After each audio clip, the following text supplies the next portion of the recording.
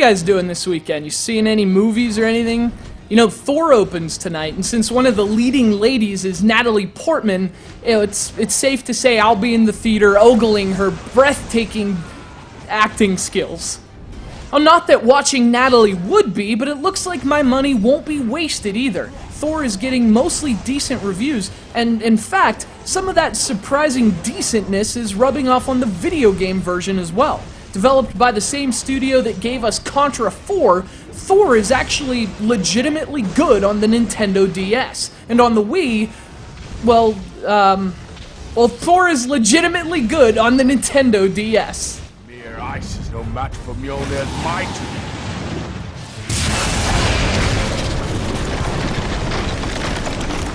Unfortunately, this is not the DS game. We'll be reviewing that next week. This is THOR God of Thunder for the Nintendo Wii, a game that carries a much weaker hammer than its handheld counterpart. Unlike the DS game, the Wii version was developed by a great team. Red Fly Studios has done some pretty sweet Wii games, including Ghostbusters the video game, Star Wars The Force Unleashed 2, and the quirky, ooey-gooey platformer Mushroom Men. And the one thing all those games have in common is the unique approach Red Fly takes to even the most conventional ideas. Now, maybe their hands were just tied a little more than usual with THOR, but unfortunately there's nothing unique about this one. So THOR God of Thunder is a beat-em-up with, again, a very similar style. Playing as the hot-headed son of Odin, you control THOR through lots of linear levels of repetitive button mashing. For basic attacks, you hammer the A button, as always, pun intended. Tilting the analog stick directs your immortal fury, and by mixing buttons with various remote swings, you can actually pull off some pretty brutal combinations.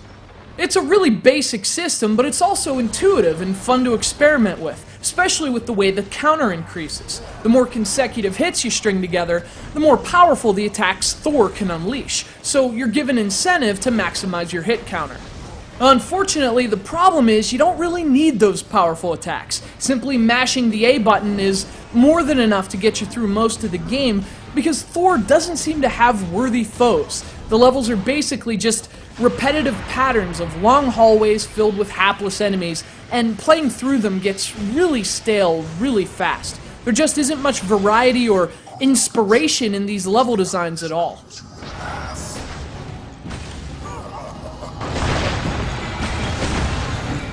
But you know, the game does do a lot right. Its excellent boss battles mix up cinematic QuickTime events and even different gameplay elements very well. And speaking of different gameplay, the Wii version of THOR has some flight-based levels exclusive to Nintendo's platform.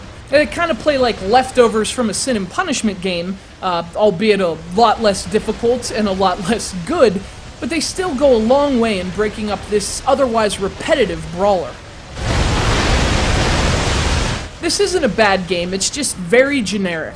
In fact, you sometimes forget which god you're supposed to be playing as. It feels very God of War, and although that's not entirely a bad thing.